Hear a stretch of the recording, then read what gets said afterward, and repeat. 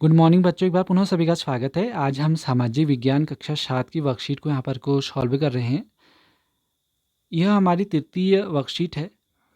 इस वीडियो के द्वारा आपको अपनी वर्कशीट पूरा करने में, सामाजिक विज्ञान कक्षा 7 की वर्कशीट को पूरा करने में मदद मिलेगी इस वीडियो के माध्यम से। तो आइए बढ़ते हैं आगे। देखो, सबसे पहले जब हम कभी मानचित्र देखते हैं, कोई मानचित्र आपके आसपास अभी हो भी तो ध्यान से देखिएगा, तो मानचित्र के दाहिने तरफ दाहिने तरफ जो है आपके प्रधान दिग्बिंदु का इस प्रकार से आपको चित्र दिखाई देता है। ये आपको प्रधान दिग्बिंदु का चित्र बना होता है। जब आप अपना मैप देख रहे होंगे, अगर आपके आसपास है तो ज़रूर से दिखेगा। इस प्रकार आपको बना हुआ दिखाई देगा। अगर इस प्रकार से नहीं बना होगा तो इस प्रकार से एक एरो बना होता है, तो उसमें नॉर्थ या फिर उत्तर लिखा होता है, या फिर इस प्रकार से भी बना होता है, ठीक है, जिसमें नॉर्थ लिखा होता है जी। इतना पूरा नहीं भी बना होगा तो या ये दोनों में से एक चित्र जरूर से बना होता है हमारे मैप में। प्रायः वो हमें उत्तर में दिखता है। उसके अलावा भी कि वो कहीं भी, यहाँ भी कभी आपको इस ओर भी आप देख सकते हो कि यहाँ भी बना होता है, कहीं भी बना हो सकता है। आप इसको देखना, प्रायः आपके कहाँ होता है, दाहिनी तरफ होता है, उत्तर की ओर। आगे बढ़ेंगे तो यहाँ पर हमें प्रधान दिग्बिंदु दे रखे हैं बच्चों। देखो ध्यान से समझिएगा, हमें प्रधान दिग्बिंदु यहाँ पर दे रखे हैं। देखो, उत्तर, दक्षिण, पूर्व, पश्चिम। उसके अलावा आपका उत्तर और पूर्व के बीच में उत्तर पूर्व होता है, दक्षिण और पूर्व के बीच में दक्षिण पूर्व होता है, दक्षिण और पश्चिम के बीच में दक्षिण पश्चिम होता है, उत्तर और पश्चिम के बीच में उत्तर पश्चिम होता है जी। इसको ध्यान से समझिएगा। आगे देखते हैं, हम एक्टिविटी को पढ़ते हैं कि दिशा क्या होती है। देखो, दिशा यहाँ पर बताने का प्रयास करा है कि अधिकतर जो मानचित्र होते हैं उसमें ऊपरी दाहिनी तरफ तीर का निशान बना होता है। अभी हम बात कर चुके हैं जिसके ऊपर उत्तर लिखा होता है। यह तीर का निशान उत्तर दिशा को हमें दर्शाता है और इसे उत्तर रेखा भी कहते हैं जी। इसे उत्तर रेखा भी कहते हैं। जब आप उत्तर के बारे में जानते हैं तब आप दूसरी दिशाएं जैसे पूर्व, पश्चिम तथा दक्षिण के बारे में पता लगा सकते हैं। जो बीच की 4 मुख्य दिशाएं होती हैं, उत्तर, दक्षिण, पूर्व एवं पश्चिम को दिखाया गया है, वे प्रधान दिग्बिंदु होते हैं। बच्चों ध्यान से समझिएगा, प्रधान दिग्बिंदु क्या होते हैं। आपके लिए प्रश्न अगर इस प्रकार से कभी आता है तो बीच की जो 4 मुख्य रेखाएं होती हैं, उत्तर, दक्षिण, पूर्व, पश्चिम, जो होती हैं आपके प्रधान दिग्बिंदु होते हैं। एक बार मैं आपको पीछे ले जाता हूँ। तो देखिए, तो जो हमारे, देखो, उत्तर, दक्षिण, पूर्व, पश्चिम, ये हमारे प्रधान दिग्बिंदु होते हैं। तो हम आगे बढ़ेंगे और लिखा गया, देखो, बीच की 4 जो दिशाएं होती हैं, उत्तर पूर्व, दक्षिण पूर्व, दक्षिण पश्चिम तथा उत्तर पश्चिम, इन बीच वाले दिशाओं की मदद से किसी भी स्थान की सही स्थिति का हमें पता लग सकता है जी। तो आगे बढ़ेंगे और देखते हैं आगे क्या है। देखो, भारत का मानचित्र बनाइए। आप बहुत अच्छे से एक भारत का मानचित्र बनाने का प्रयास करेगा। हम कोशिश करते हैं, देखो, आपको बताने का कि किस प्रकार से आप एक भारत का मानचित्र बनाओगे। ये कक्षा 6 की वर्कशीट आई थी। उस कक्षा 6 की वर्कशीट में उन्होंने मानचित्र बनाना सिखाया था बच्चों। आप कोशिश करेगा कि मानचित्र को आप किस प्रकार से बहुत सरल तरीके से बना सकते हो। तो एक बार कोशिश आप ज़रूर से करेगा। उनका जो कक्षा 6 की जो वर्कशीट आ रखी है ना, उसको बनाने का प्रयास करिएगा। उसके द्वारा आप मैप को बहुत अच्छे से बना सकते हो। हमने ऐसे बना के आपको दिखा दिया है। तो भारत का आपको मानचित्र बनाने का अच्छे से। तो आगे बढ़ेंगे। देखो, प्रधान दिग्बिंदु किसे किसे कहा जाता है, तो शायद अब आपको उत्तर आ गया होगा। अभी देखो, हमने चर्चा कर ली थी कि प्रधान दिग्बिंदु किसे कहते हैं। यहीं पर आपको लिखा था कि जो 4 होते हैं, देखो, ये बीच की चार मुख्य दिशाएं होती है, उत्तर, दक्षिण, पूर्व, पश्चिम को दिखाया गया है, वे प्रधान दिग्बिंदु कहे जाते हैं। तो आपका उत्तर यही होगा जी। हम आगे बढ़ेंगे और अगला प्रश्न देखो, उत्तर और पूर्व के बीच की दिशा को क्या कहते हैं। उत्तर और पूर्व के बीच की दिशा को, देखो, हम यहाँ पर बढ़ेंगे, आपको चित्र के माध्यम से आपको दिखाएंगे। उत्तर और पूर्व के बीच की जो दिशा को कहेंगे उत्तर पूर्व। आगे देखिए, अगला प्रश्न समझते हैं। प्रधान दिग्बिंदु का चित्र बनाइए। तो प्रधान दिग्बिंदु का आप चित्र आराम से बना सकते हैं। देखो, ये आपका प्रधान दिग्बिंदु है। तो आप इस चित्र को पूरा बनाएगा, ठीक है। आगे समझेंगे और क्या है। देखो, खाली स्थान भरिए। प्रधान दिग्बिंदु मानचित्र के ऊपर तरफ बना होता है। तो यहाँ पर देखो, यही लिखा है, प्रत्येक मानचित्र के दाहिने तरफ प्रधान दिग्बिंदु का चित्र बना होता है। तो आपका ये उत्तर होगा होगा जी। यहाँ पर प्रत्येक जो भी आपको वर्कशीट दे रखी है, ये एक्टिविटी बेस है। यहाँ पर हर चीज़ का आपको उत्तर भी मिल जाएगा। थोड़ी सा आप सोचिएगा, समतल सतह पर दिशाओं का ज्ञान द्वारा प्राप्त होता है। तो समतल सतह पर दिशाओं का जो ज्ञान होता है वो हमें किसके द्वारा होगा, वो प्रधान दिग्बिंदु के द्वारा ही हमें प्राप्त होगा जी। उसके अलावा उत्तर रेखा के ठीक नीचे दिशा होती है। देखो, यहाँ पर बच्चों, उत्तर दिशा के मैं एक बार फिर आपको ले जाता हूँ। उत्तर दिशा के ठीक नीचे क्या है, आपका दक्षिण है जी। उत्तर के ठीक नीचे क्या है, आपका दक्षिण है। ध्यान से देखिएगा। अगला चलते हैं और गतिविधि 2 में आते हैं बच्चों। ये गतिविधि 2 हमें दे रखी है। इसमें जो प्रधान दिग्बिंदु है, देखो, बीचों बीच बना रखा है। शायद इसका जो मुझे लग रहा है कि इसमें प्रश्न इसी प्रकार से पूछे जाएंगे कि कौन सा राज्य किस क्षेत्र में पड़ता है, किस दिशा की ओर पड़ता है। तो यही इसका बताने का प्रयास करा है। तो भारत का एक सुंदर सा मानचित्र हमें बना के दिखाया गया है और बीच में यहाँ पर ये प्रधान दिग्बिंदु बनाया हुआ है। तो बढ़ते हैं आगे, देखते हैं कि क्या इसमें पूछा गया हमसे। तो यहाँ पर कोई एक चित्र बनाया हुआ है और एक चित्र में आपको खेल का मैदान भी दिख रहा है, पेड़ भी दिख रहा है, सामुदायिक केंद्र भी दिख रहा है, पोस्ट ऑफिस, पीओ का मतलब पोस्ट ऑफिस है। उसके अलावा भी यहाँ पर को एक दिग्बंधु यहाँ पर को बना रखा है, इसमें जिसमें विकास का घर, शीला का घर, करीम का घर, फलोद्यान, और उसके अलावा यहाँ पर पैमाना भी दे रखा है कि पैमाना दे रखा है कि 1 मीटर 1 सेंटीमीटर बराबर 10 मीटर की बात करी गई है। अब बात करते हैं, देखो आगे क्या है आखिर इसमें, ये एक्टिविटी क्या है। जब हम कल्पना करते हुए प्रधान दिग्बिंदु को किसी भी समतल सतह वाले मानचित्र के मध्य में रखेंगे तो उसकी सभी दिशाओं का अनुमान हम लगा सकते हैं। बिल्कुल लगा सकते हैं बच्चों। अब हमने जैसे यहाँ पर कोई ये बना दिया है ना, ये प्रधान दिग्बिंदु हमने यहाँ पर बना दिया, ये प्रधान दिग्बिंदु हमने बना दिया, तो अब हमें पता लग जाएगा कि कौन सा राज्य किस ओर है, तो हम तुरंत बता देंगे। जैसे यहाँ पर हम कहेंगे ना कि इस दिग्बिंदु के आधार पर हमसे पूछा जाए कि उत्तराखंड का है, तो हम कहेंगे कि उत्तर में उत्तराखंड है।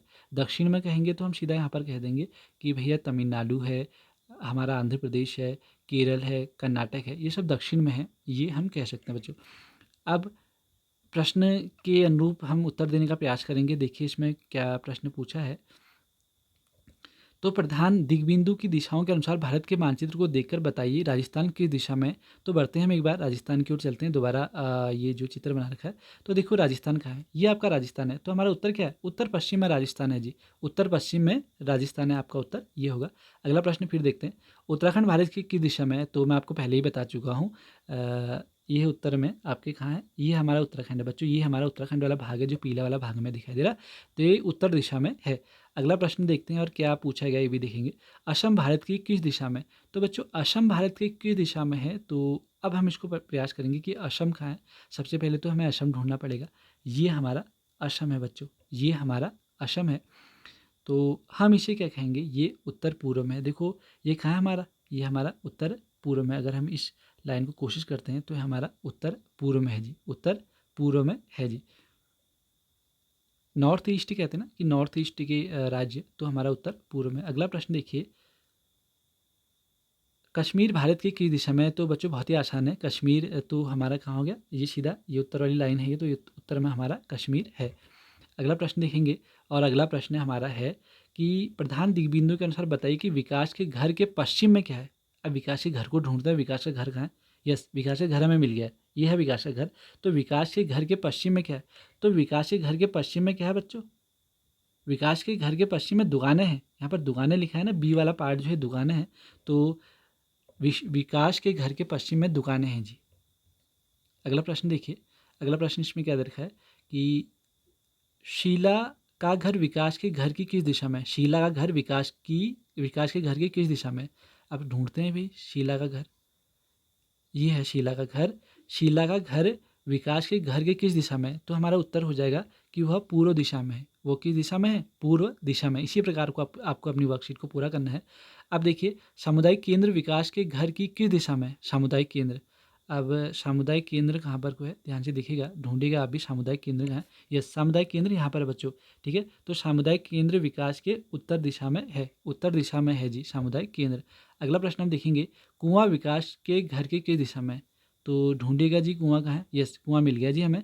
तो जो विकास का घर, विकास के बीच में रखा है इन्होंने, तो विकास बीच में, तो कुआं जो है आपका यह है, और कुआं कहाँ है, उत्तर पूर्व में है कुआं।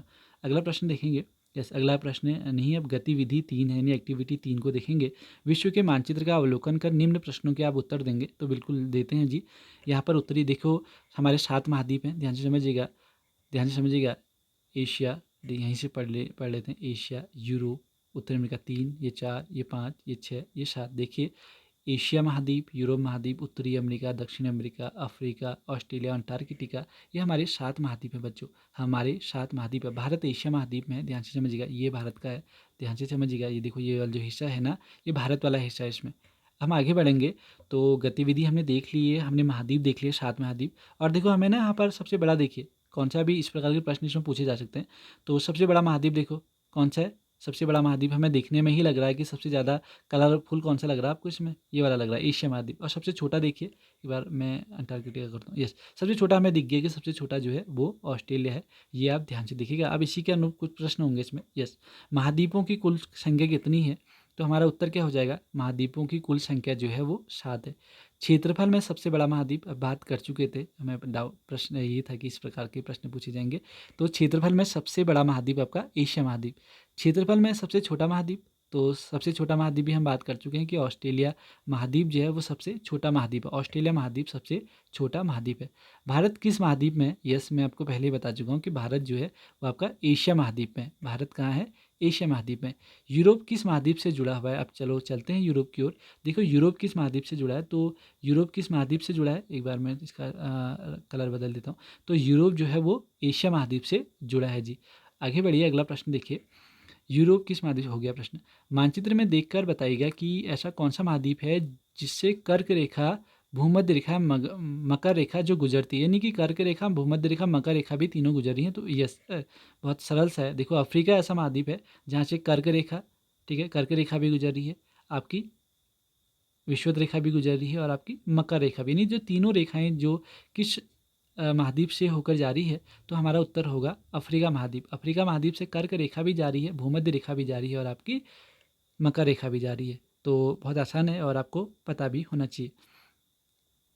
अभी देखो भारत के बीचों बीच से जाती है, इसको कहते हैं, ये कौन सी रेखा है आपकी, ये हमारी है कर्क रेखा।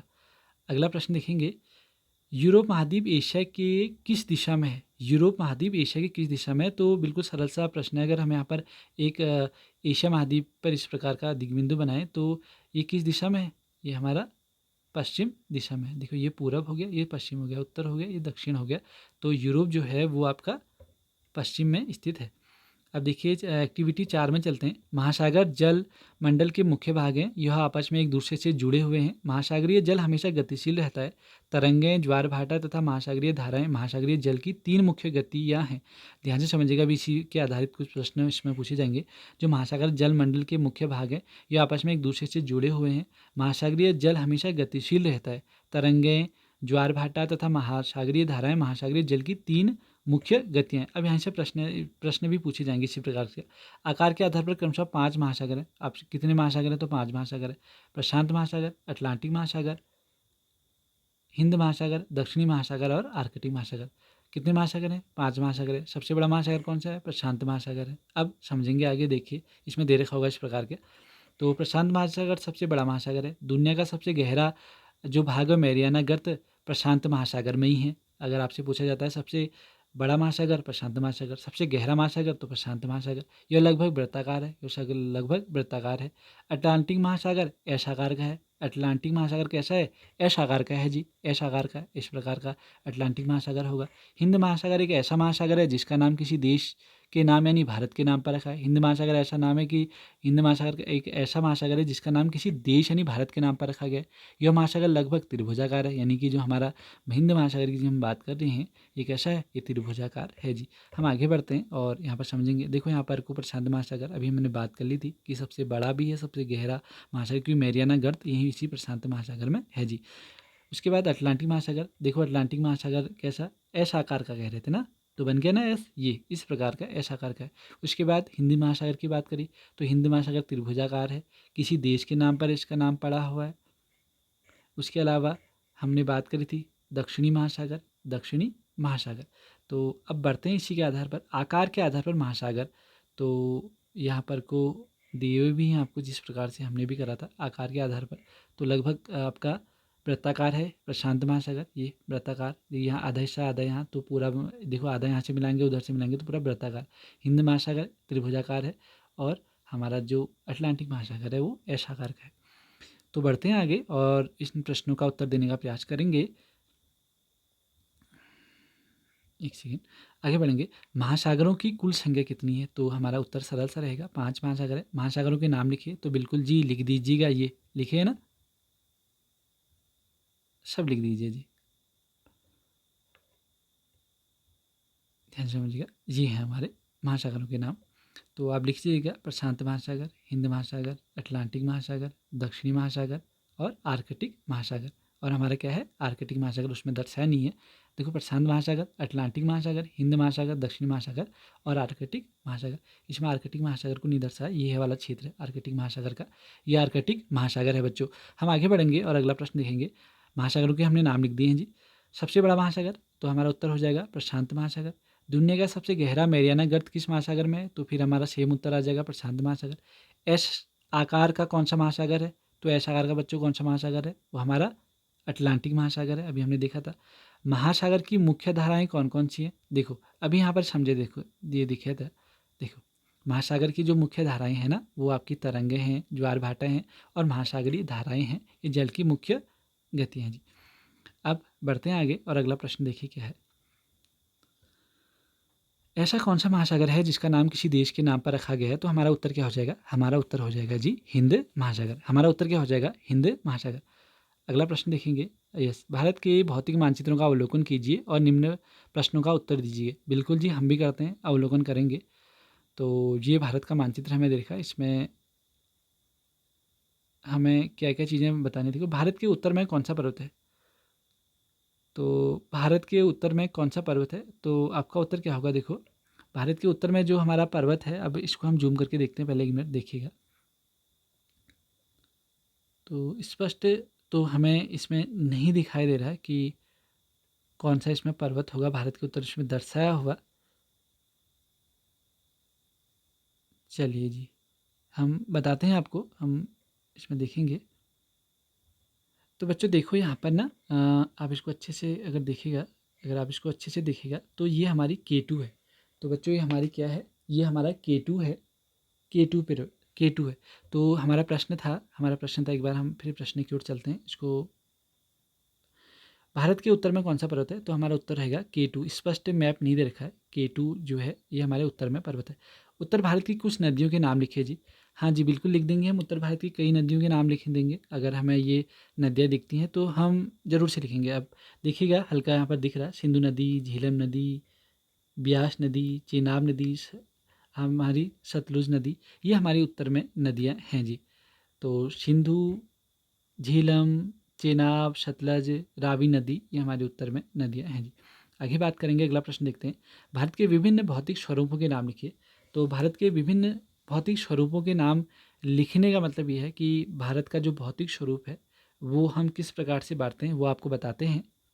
तो बच्चों हम यहाँ पर समझेंगे। देखो प्रश्न था कि भारत के जो भौतिक प्रदेश हैं, तो भारत के हम भौतिक प्रदेशों को आपका उत्तरी मैदान, हम उत्तरी मैदानों में बांटेंगे। उसके अलावा पर्वतीय प्रदेश, जो हमारे पर्वतीय प्रदेश हैं, पूरा पर्वतीय प्रदेश में बांटेंगे। उसके अलावा हमारा प्रायद्वीपीय पठार, जो हमारा प्रायद्वीपीय पठार है, तो इस वाले क्षेत्र की बात करेंगे जो हमारा प्रायद्वीपीय पठार है, ठीक है।